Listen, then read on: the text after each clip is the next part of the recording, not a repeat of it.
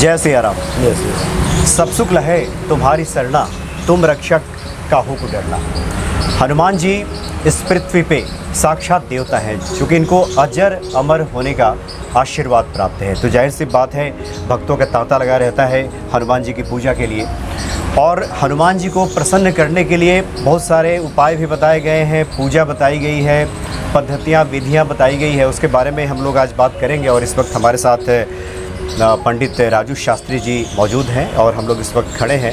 ये वसुंधरा सेक्टर 3 गाज़ियाबाद का हनुमान जी का मंदिर है। अन्य देवता भी यहाँ पे विराजमान है। राम राम पंडित जी। राम राम जी पंडित जी, यही बताइए, जैसा कि हमने जिक्र किया कि हनुमान जी ऐसे देवता हैं जिनकी पूजा से सब कुछ प्राप्त हो जाता है। सब सुख लहे तुम्हारी सरना। और क्या हनुमान जी के बारे में बताना चाहेंगे आप दर्शकों को? देखिए, हनुमान जी की पूजा जब निष्ठा से किया जाता है, हाँ। मन क्रम वचन वाणी, कहते हैं मन से कर्म से और वाणी से पूजन करते हैं। कहते हैं अन्नाहार छोड़ के फलाहार रखने के बाद में हनुमान जी की 40 दिन लगातार सबसे पहले राम रक्षा स्तोत्र, उसके बाद हनुमान चालीसा, फिर राम रक्षा स्तोत्र का पाठ प्रतिदिन करना चाहिए। तुलसी पत्र के बिना इनका भोग नहीं लगता है। तुलसी पत्र डालने के बाद इनका भोग लगाना चाहिए, जिससे हनुमान जी शीघ्र प्रसन्न हो जाते हैं। समय होता है पूजा करने का सूर्यास्त के बाद शाम को, और सुबह सूर्य उदय होने के बाद। सूर्योदय होने के बाद यानी आप ये कह रहे हैं कि 40 दिन का एक अनुष्ठान है जी, जिसमें जो साधक हैं स्नान क्रिया से निवृत्त होकर के हनुमान जी के मंदिर में जाए या घर में कर सकते हैं? हाँ, कहा गया कि घर के अंदर भी पूजा आप कर सकते हैं, लेकिन हनुमान जी एक प्रतिष्ठित मूर्ति मंदिर में बताए जाते हैं। उसमें प्राण आ जाता है, प्राण यानी जीवित हो जाते हैं, इसलिए मंदिर में करें तो ज़्यादा अच्छा है। अच्छा, तो सुबह मंदिर पहुंच जाएं। अगर सुबह जा रहे हैं तो सूर्योदय के पहले पहुंच जाएं। सूर्योदय के बाद। अच्छा, सूर्योदय के बाद। अच्छा, और शाम में सूर्यास्त के बाद, जो हमारे संध्या कालीन होती है। अच्छा अच्छा, पूजन करने का समय वही होता है, सुबह का होता है और शाम का होता है। तो सबसे पहले राम रक्षा स्तोत्र का पाठ राम रक्षा स्तोत्र करने के बाद क्या होता है कि भगवान हनुमान जी प्रसन्न होते हैं कि हमारे प्रभु का सुमरन किया गया। और जहाँ हनुमान जी के प्रभु का सुमरन होता है वहीं हनुमान जी साक्षात विराजमान हो जाते हैं। फिर हम हनुमान जी को प्रणाम करते हैं। जी जी, और उसके बाद फिर हनुमान चालीसा का पाठ हनुमान चालीसा का पाठ करते हैं, और फिर राम रक्षा स्तोत्र। फिर राम रक्षा स्तोत्र, यानी कि पहले राम रक्षा स्तोत्र, फिर हनुमान चालीसा, फिर बाद में राम रक्षा स्तोत्र। अच्छा, और ये 40 दिन के अनुष्ठान में क्या फलाहार रहना है या फिर क्या? हाँ, अन्न छोड़ देना है, फलाहार रहना है। अच्छा, कहते हैं कि पूजन करते हैं मन से, वाणी से, कर्म से। आप सुबह शाम पूजा करें और अन्न को छोड़ दें, फलाहार पर रहेंगे, फल पे रहेंगे आप तो मन आपका प्रसन्न रहेगा। पूजा में आस्था आपकी बनी रहेगी, फल में ही पावर होती है। अच्छा, ये कहा गया है संकट कटे मिटे सब पीड़ा, जो सुमिरे हनुमत बलबीरा। हनुमान जी का सुमिरन करते रहे। हनुमान चालीसा का लोग पाठ तो करते ही हैं। बहुत से लोग ये जानना चाहते हैं कि हनुमान जी के लिए कुछ और उपाय अगर आप बताना चाहें कि कैसे हनुमान जी शीघ्र प्रसन्न हो जाए लोगों पे। सुबह में हनुमान जी के पास में गंगा जल और तुलसी दल का भोग लगाना चाहिए। गाय का दूध मिल जाए देसी अगर, तो उसे बहुत जल्दी स्वीकार करते हैं। और शाम को दीपक जलाना चाहिए। उससे जैसे अंधेरे से हटाने के लिए होता है ना, प्रकाश की जरूरी होती है। तो कहते हैं कि दीपक जलाने से हमारी ज़िंदगी का अंधकार खत्म होता है। शाम को दिया जलाना चाहिए। सुबह गंगा जल, तुलसी दल और गौ दूध, इसका भोग लगाना चाहिए।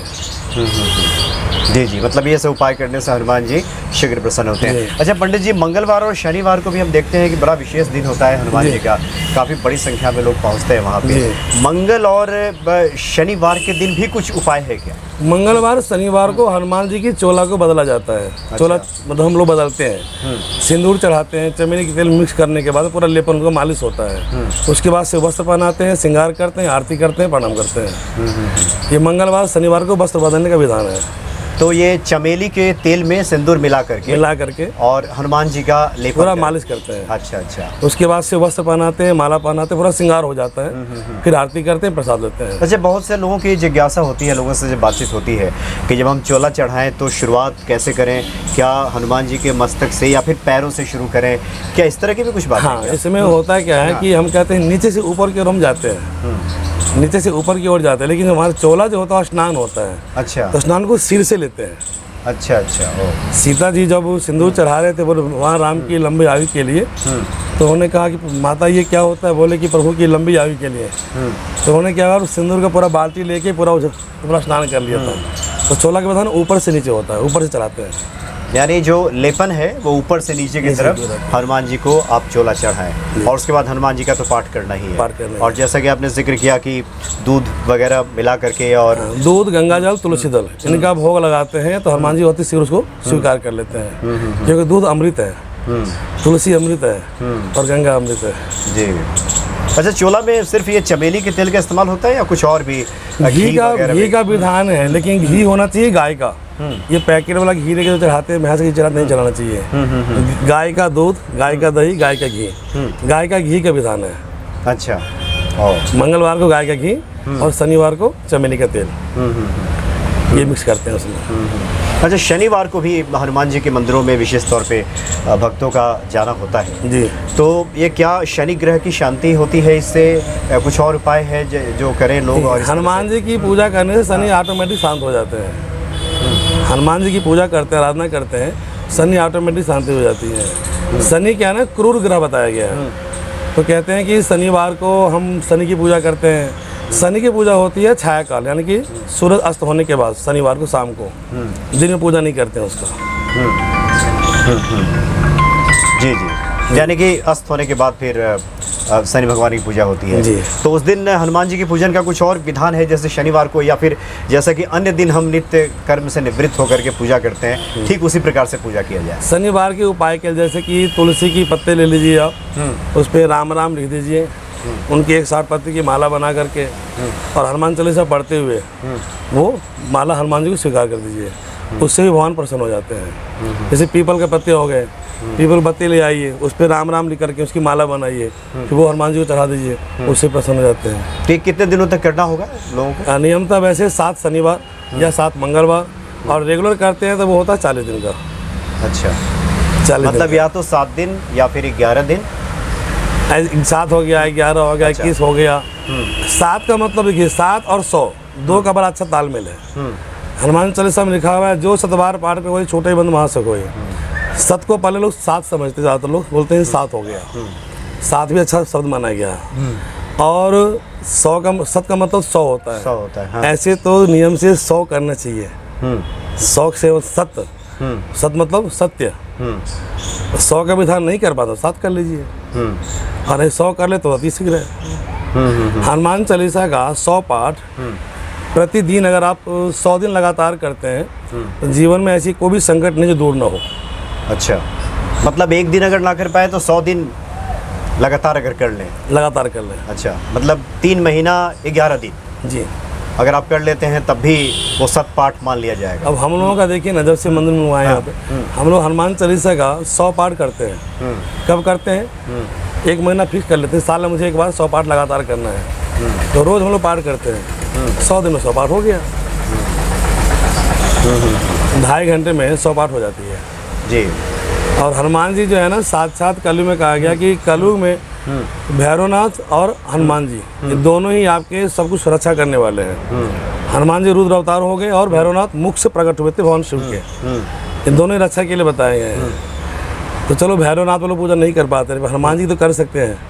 तो हनुमान जी की पूजा सुबह शाम करें, अगर लगातार 7 दिन कर लें, 40 दिन कर लें, 100 दिन कर लें, तो सारी समस्याएं खत्म हो जाएंगी। अच्छा पंडित जी, हनुमान जी के बारे में हनुमान चालीसा आप शुरू करें तभी इस बात का जिक्र हो जाता है, जो दायक फलचार, यानी धर्म, अर्थ, काम और मोक्ष सब मिल जाता होती है, सब मिल जाता है। जी। इस भौतिकवादी युग में जो संसार अभी जिसमें हम लोग रह रहे हैं, बहुत से लोगों की इच्छा होती है कि रिद्धि सिद्धि के दाता भी हैं, अष्ट सिद्धि नौ निधि के दाता भी हैं। तो बहुत सारे ऐसे लोग हैं जो चाहते हैं, किसी को नौकरी चाहिए, किसी को पैसे का अभाव है, किसी को कुछ और चाहिए, किसी को और चाहिए। तो उन लोगों के लिए कुछ बताना चाहेंगे कि ये उपाय आप करें और निश्चित तौर पे ये बिल्कुल गारंटी है। जैसे कि लक्ष्मी की बात आपने कहा कि हनुमान जी की उपासना करते हैं और उनका भक्त है, उन्हीं का साधक है, तो हमें लक्ष्मी चाहिए। अब हनुमान जी के पास में ऐसा कि सब कुछ देने की पावर है, जो चाहेंगे वही दे देंगे आपको। अब लक्ष्मी कैसे मिले?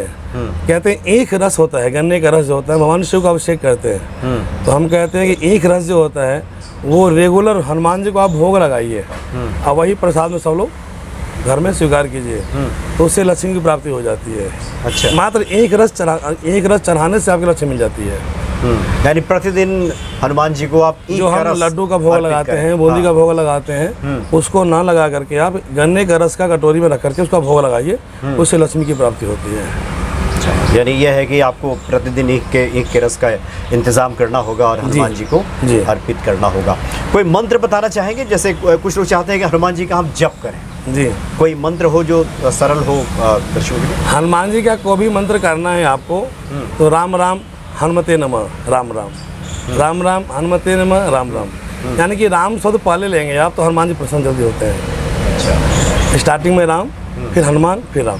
यानी किसी भी मंत्र के पहले एक बार राम शब्द आना आप चाहिए। पुकार लें, उनका स्मरण कर लें, उनका उच्चारण कर लें। जी। जी जी। अच्छा पंडित जी, हम चाहेंगे कि कोई सस्वर हनुमान जी के बारे में कुछ आपको याद आ रहा हो तो सस्वर जैसा आप सुनाते हैं, एक बार सुनाएं कि लोगों के घरों में भी आपकी वाणी गूंजे। हनुमान जी का ध्यान होता है, जैसे कि बजरंगबली की हनुमान जी पाठ करते हैं, सबसे पहले हम लोग ध्यान करते हैं श्री हनुमते नमः। मनोज ब्रह्मारुततुल्य वेगं जितेन्द्रियं बुद्धिमतां वरिष्ठं वातात्मजं नरयोधमुख्यं श्रीरामदूतं शरणं प्रपद्ये, श्रीरामदूतं शरणं प्रपद्ये। हनुमान जी के ध्यान करने से हनुमान जी साक्षात विराजमान हो जाते हैं। जी जी जी जी हाँ, बिल्कुल। और मुझे लगता है कि हनुमान जी की जो ख्याति है इनके बारे में कौन नहीं जानता। और जैसा कि पंडित जी ने बताया, पंडित राजू शास्त्री जी ने, कि हनुमान जी का सरल तरीके से कुछ उपाय इन्होंने बताए। हनुमान चालीसा का पाठ तो भक्त रोज करते ही हैं। कुछ मंत्र जप के बारे में बताया, उसको गन्ने का रस का बहुत बढ़िया जिक्र किया कि अगर रोज़ हम चढ़ाएं तो रिद्धि सिद्धि की जो बात होती है, लक्ष्मी की प्राप्ति तो उसी से हो जाएगी। तो हनुमान जी शीघ्र प्रसन्न होने वाले देवता हैं। और जैसा कि मैंने शुरू में जिक्र किया, धरती पे साक्षात विराजमान भी हैं, जो कि ऐसा आशीर्वाद है। 11वें रुद्र के अवतार भी हैं और भगवान शिव तो भोले भंडारी हैं ही, और उसी प्रकार हनुमान जी भी शीघ्र प्रसन्न हो जाने वाले देवता हैं। बहुत अच्छी आपने जानकारी दी। राम राम पंडित जी। राम राम। और आगे भी हम पंडित जी से बात करते रहेंगे और हनुमान जी के बारे में कुछ और भी जानकारी आपके पास हम लेकर पहुंचते रहेंगे। जय श्री राम। जय श्री राम।